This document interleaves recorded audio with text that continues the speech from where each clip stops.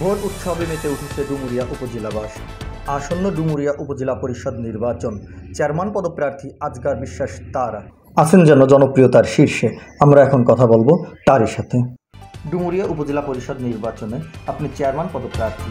আমরা জেনেছি প্রচারণা ও জনপ্রিয়তায় অনেক এগিয়ে আছেন আপনি।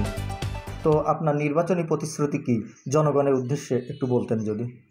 আপনাদেরকে অসংখ্য ধন্যবাদ জানাই। আপনারা আমাদের ডুমুরিয়াবাসীকে দেখতে এসেছেন, আমাদের প্রতিবেদন নিতে এসেছেন। আমরা ডুমুরিয়াবাসী উৎফুল্ল, আমরা পুরো ডুমুরিয়া উপজেলাবাসী একেবারে মেতে উঠেছি ভোট উৎসবের জন্য। আগামী 29 তারিখে এই ডুমুরিয়াবাসী নতুন মুখ দেখতে চায়। এই ডুমুরিয়ার এই প্রান্ত থেকে ওই প্রান্ত, ইয়াং জেনারেশন থেকে শুরু করে মুরব্বীরা সবাই এই ডুমুরিয়ার পরিবর্তন চায়। যে অন্যায় প্রতিনিয়ত হচ্ছে, এই অন্যায়ের প্রতিবাদ হিসেবে এই ডুমুরিয়াবাসী ব্যালটের মাধ্যমে উত্তর দিতে চায়। আমরা শপথ করেছি দক্ষিণ ডুমুরিয়ার পানির সমস্যাকে সমাধান করব। আমরা শপথ করেছি উত্তর ডুমুরিয়ার জলবদ্ধতাকে সমাধান করব। এই ডুমুরিয়ার ইনফ্রাস্ট্রাকচার নিয়ে অথবা আপনারা যেটাকে যোগাযোগ মাধ্যম বলেন সেটা নিয়ে কাজ করব নারী অধিকার নিয়ে এবং শিশু নির্যাতনের বিরুদ্ধে কাজ করব। এইসব জিনিস নিয়ে কাজ করার প্রত্যয় নিয়ে আমরা রাস্তায় নেমেছি এবং এই ডুমুরিয়াবাসী শপথ করেছে কোনোভাবেই ডুমুরিয়াবাসী মাদককে প্রশ্রয় দিবে না। জিরো টলারেন্স থাকবে মাদকের জন্য। যারা গাড়িতে করে, যারা বিভিন্ন সময় রাত বেরাত মাদক নিয়ে এই উপজেলার এই প্রান্ত থেকে ওই প্রান্ত ছুটে বেড়াচ্ছে, তাদের বিরুদ্ধে এই ডুমুরিয়াবাসী রুখে দাঁড়িয়েছে। তার একটি প্রতিফলন আপনারা দেখতে পাচ্ছেন। এখানে যেহেতু সরকারি নির্বাচনী আচার বিধি লঙ্ঘনের বিষয় আছে, যার কারণে আমরা বেশি লোক এক জায়গায় করতেছি না। প্রায় দেখবেন আশেপাশের লোকজন আমরা সরে যেতে বলছি তোমরা দলে দলে আলাদা হয়ে যাও। একসাথে এত মানুষ থাকলে নির্বাচন আচরণ বিধি লঙ্ঘন হবে। যার কারণে আমাদের এখানে আমরা অল্প কিছু মানুষ ঠেলে দিয়েই আমরা এই গণসংযোগ করতেছি। মানুষের স্বতঃস্ফূর্ত আগ্রহ আমাদেরকে উদ্বেলিত করেছে, উৎসাহিত করতেছে। এই ভালোবাসা আগামী 29 তারিখে ব্যালটের মাধ্যমে ডুমুরিয়াবাসী দেখে দিবে ইনশাআল্লাহ তাআলা। আপনার পূর্ববর্তী অভিজ্ঞতা থেকে আপনি, আমার জানা মতে যতটুকু শুনেছি, আপনি আরো আগ থেকে জনসেবামূলক কাজে নিজেকে নিয়োজিত রেখেছেন। তো সেই অভিজ্ঞতা থেকে কিছু কি বলবেন?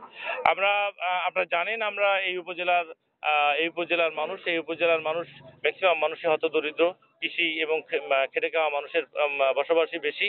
যার কারণেই আল্লাহ তাআলা সুযোগ দিয়েছেন, আমাকে যতটুকু সুযোগ দিয়েছেন বাংলাদেশ আওয়ামী লীগের একজন কর্মী হিসেবে রাজনৈতিক সেবা দেই। সেই সাথে দুস্থ অসহায় মানুষের পাশে দাঁড়িয়েছে। বিভিন্ন সময় বিভিন্ন প্রয়োজনে, মানুষের প্রয়োজনে রাস্তায় নেমেছি, সংগ্রাম করেছি, আন্দোলন করেছি। বিভিন্ন আন্দোলনের সাথে আমরা যুক্ত হয়েছি।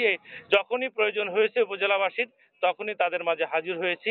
এই কারণেই মানুষের আজকে ভালোবাসা, এই ভালোবাসার মূল কারণ তাদের পাশে সবসময় ছিলাম, এখনো আছি এবং সবাই জানে আগামী দিনেও আমরা এই উপজেলাবাসীর সাথে নিয়েই এই প্রতীক নিয়ে বলতে গেলে ছোট্ট একটু করে বলি। আপনারা জানেন যে প্রতীকটা চয়েস দিতে হয়। এবছর যেহেতু আমাদের দল মনোনয়ন দেন নাই, তো এখানে সবাই স্বতন্ত্র নির্বাচন করতেছে। প্রতীকের বিষয় আমি আনারস চয়েস করছিলাম। আমার ছোট ভাই, ওর নাম জানো কি? হ্যাঁ, নয়নও আনারস চয়েস দিয়েছিল। তবে নয়ন আমাকে বললো যে ভাই আল্লাহ আপনাকে অনেক কিছু দিয়েছেন, আমার এই মার্কাটা দেন, আমার যদি কিছু মনে না করেন মার্কাটা দিয়ে দেন আমাকে। তো আমি চিন্তা করলাম যে দেয়ার ভিতরেই সুখ আছে, দেয়ার ভিতরেই এতে আছে। আমি তো একটা মার্কা পাইলে সেটা নিয়েই আমি নির্বাচন করব। তো ঠিক আছে, আনারস আমি তাকে দিয়ে দিছি। আমি পরে যে মার্কাটা ছিল আমাদের পছন্দ হয়েছে, যুব সমাজের পছন্দ, পুরো উপজেলাবাসীর পছন্দ, যে বুম বুম মোটরসাইকেল। হ্যাঁ, সবাই মোটরসাইকেলে চড়েইবেন। আপনিও মনে এখানে আসছেন মোটরসাইকেল নিয়ে। এই উপজেলাবাসীর সবসময় মোটরসাইকেল প্রয়োজন হয় এবং সেই মোটরসাইকেল মানুষ ভালোবাসবে, সেই আশা নিয়ে আমরা মোটরসাইকেল আপনারা জানেন আমরা এই উপজেলার মানুষ ম্যাক্সিমাম মানুষই হতদরিদ্র, কৃষি এবং খেটে খাওয়া মানুষের বসবাসী বেশি। যার কারণেই আল্লাহ তাআলা সুযোগ দিয়েছেন, আমাকে যতটুকু সুযোগ দিয়েছেন বাংলাদেশ আওয়ামী লীগের একজন কর্মী হিসেবে রাজনৈতিক সেবা দেই। সেই সাথে দুস্থ অসহায় মানুষের পাশে দাঁড়িয়েছে। বিভিন্ন সময় বিভিন্ন প্রয়োজনে, মানুষের প্রয়োজনে রাস্তায় নেমেছি, সংগ্রাম করেছি, আন্দোলন করেছি। ভাই, আপনার প্রতিদ্বন্দ্বী কোনো প্রার্থী অথবা কারো কাছ থেকে কোনো হুমকি ধামকি কিছু কি পেয়েছেন? আমি কোনোভাবেই আমাকে কেউ হুমকি দিছে এরকম তো হওয়ার কথা না, হুমকি দেয় নাই কেউ। বাট কিছু জায়গায় সেই হুমকি বলা যায় না, এটাকে বলে হলো অপপ্রচার, একটু উস্কানিমূলক কথা। আর ওই যারা একেবারে এই সাপোসা মানুষ চুপ করে থাকে, আমাদের সমাজে কিছু নরম মানুষ আছে না, কিন্তু আপনারা ওই ডায়লগটা শুনছেন, মানে কমন পিপুলের এই নিয়ে ভুল করতে হয় না। যে কোনো সময় এই সাধারণ মানুষগুলো অসাধারণ হয়ে উঠতে পারে।